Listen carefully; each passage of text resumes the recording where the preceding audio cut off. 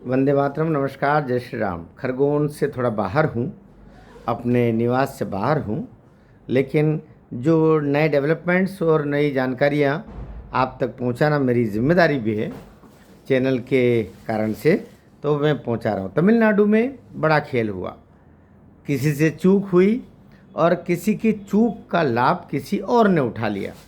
थोड़ा सा पीछे पलट के देखेंगे, भारतीय जनता पार्टी ने लोकसभा 2024 के समय 11.2 मतदान शेयर प्राप्त किया था तमिलनाडु में, और उस समय हीरो बनकर के, माना कि लोकसभा में कोई सीट नहीं मिली थी, लेकिन तय था कि उससे पहले 2021 के चुनाव में 4 सीटें विधानसभा की भारतीय जनता पार्टी के पास थी। और इस सब के पीछे एक युवा की मेहनत थी।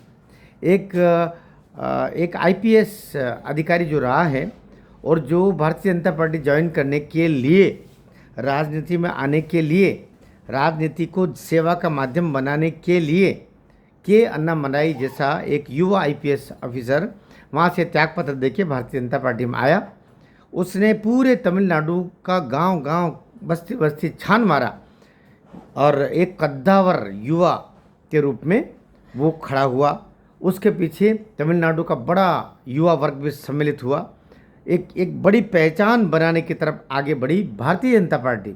लेकिन पता नहीं क्या कारण रहा होगा कि विधानसभा चुनावों से ठीक 1 वर्ष पहले 2025 में के अन्नामलाई, जो तमिलनाडु भारतीय जनता पार्टी के इकाई के प्रदेश अध्यक्ष थे, उनको प्रदेश अध्यक्ष पद से हटाया। और जयललिता की जो एआईडीएमके है, जो जयललिता तो रही नहीं, लेकिन उसके बाद में ये भी फ्रैक्शंस वाली और टूटी फूटी सी अन्नामलाई की जो पार्टी थी जयललिता की, उसके साथ अनुबंध करने के लिए नेतृत्व ने 2 काम किए, और दोनों के अन्नामलाई के दृष्टिकोण से अपमानजनक थे, ये भी कह सकते हैं। उसको पार्टी के अध्यक्ष पद से हटाया, फिर उसी अन्नामलाई एआईडीएमके जो जयललिता की पार्टी थी, उससे अनुबंध के कारण से उसके शर्तों के तहत चलना शुरू किया भारतीय जनता पार्टी ने, और फ्रंट पर अग्रणी नेता में के अन्नामलाई को रखने से मना कर दिया, अर्थात उसको बाहर कर दिया। अनुबंध हो गया। फिर एआईडीएमके और भारतीय जनता पार्टी चुनाव लड़े। हुआ क्या? हुआ ये कि भारतीय जनता पार्टी का वोट शेयर तमिलनाडु में 11.2 से घटकर 2.93 रह गया, लगभग 8-9% कम हो गया। कम, पूरे स्टेट का आंकड़ा बता रहा हूँ। एक दुखद। दूसरा, आपके पास 4 विधानसभा की सीटें थी 2021 में, घटकर 1 रह गई। दूसरा झटका। और तीसरा झटका, और मैं सोचता हूँ ये सबसे बड़ा झटका, कि जो के अन्नामलाई के कारण से पूरा यूथ तमिलनाडु का भारतीय जनता पार्टी के साथ खड़ा हो गया था, वो सारा यूथ मुड़ करके चला गया विजय थलपति के साथ में। और विजय थलपति जो इस फिल्म इंडस्ट्री का, वहाँ का यूथ का पसंद है, उससे कोई आपत्ति नहीं, लेकिन वहाँ भी बहुत सारे पंथिक एंगल थे। देखा आपने, जब तक तो थलपति का मतलब होता है सेनापति या सेना का बड़ा कमांडर, थलपति। और लेकिन यहाँ पर जब तक चुनाव चल रहे थे, उसका नाम चल रहा था विजय थलपति। और अब जैसे चुनाव में 108 सीटें आई कि उसका नाम मीडिया में आने लग गया जोसेफ विजय, अर्थात वो ईसाई है। तो खेल क्या हुआ? खेल भारतीय जनता पार्टी के द्वारा जो चूक हुई अपने हीरो को पीछे करके, और आपने के एआईडीएमके के साथ में जो अनुबंध करने के लिए शर्तें मानी, परिणाम यूथ तक वो खबर गई और सारा यूथ विजय थलपति के पीछे चला गया, जोसेफ विजय के पीछे चला गया। एक। दूसरा, अब चुनाव जीतने के बाद में स्थिति ये बन रही है कि कांग्रेस और कांग्रेस के साथ में विजय तो था नहीं पहले, क्योंकि ये तो अकेले ही लड़े थे विजय थलपति।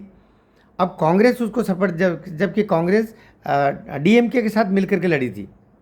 अब डीएमके आग बबूला हो रही है कांग्रेस के ऊपर। कांग्रेस के 5 विधायक है, एक दो और मिला करके, तब भी इसके बाद 12, 13, 14 से ज़्यादा नहीं हो रहे, और चाहिए 108। इधर वो आस जमाए हैं कि एआईडीएमके टूट करके हमारे साथ आ जाए। आज जो उसका होना था शपथ ग्रहण, वो भी टल गया। मुझे लगता है इसमें एक और बड़ा खेल होगा, एक और बड़ा खेल होगा, और सरकार भले ही एआईडीएमके के विधायक इस समय 47 आए हैं भाजपा के, और 5 मिला मिलो करके, तो लेकिन कुछ ऐसा गणित होगा कि सरकार न तो डीएमके बना पाएगी, न विजय थलपति बना पाएगा। अभी विजय थलपति की पार्टी जो है वो ये उम्मीद कर रही है एआईडीएमके के टूट के साथ हमारे साथ लोग जुड़ के आएंगे, लेकिन होगा इसका ठीक उल्टा। मेरा आकलन ये कह रहा है विजय थलपति की पार्टी के 2/3 लोग टूट करके और वो जुड़ जाएंगे या तो डीएमके के साथ में या एआईडीएमके के साथ में, और पार्टी कोई सरकार कोई दूसरा बनाएगा। अगले 4 दिनों में अब ये खेल होने वाला है, क्योंकि राज्यपाल ने शपथ दिलाने से मना कर दिया है, और ये खेल की गिनती शुरू हो गई है। एक टूट डीएमके में भी हो सकती है, और अब क्या समीकरण होगा ये अगले 4-6 दिन में पता चलेगा। लेकिन सरकार अगले 2-4 दिन तक बनने वाली नहीं है, ये स्पष्ट हो गया। राज्यपाल ने मना कर दिया। क्या होता है, आपका आकलन क्या कहता है, ये भी बताइएगा। और भारतीय जनता पार्टी ने इसी तरीके से तेलंगाना में भी गलती की थी, जब वहाँ पर संजीव क्या संजीव नाम था, उस एक अपने कद्दावर नेता को हटा करके, और वहाँ भी पता नहीं कुछ किया था। उसके परिणाम ये रहा कि वोट शेयर भी कम हो गया, और तमिलनाडु में कांग्रेस की सरकार बन गई।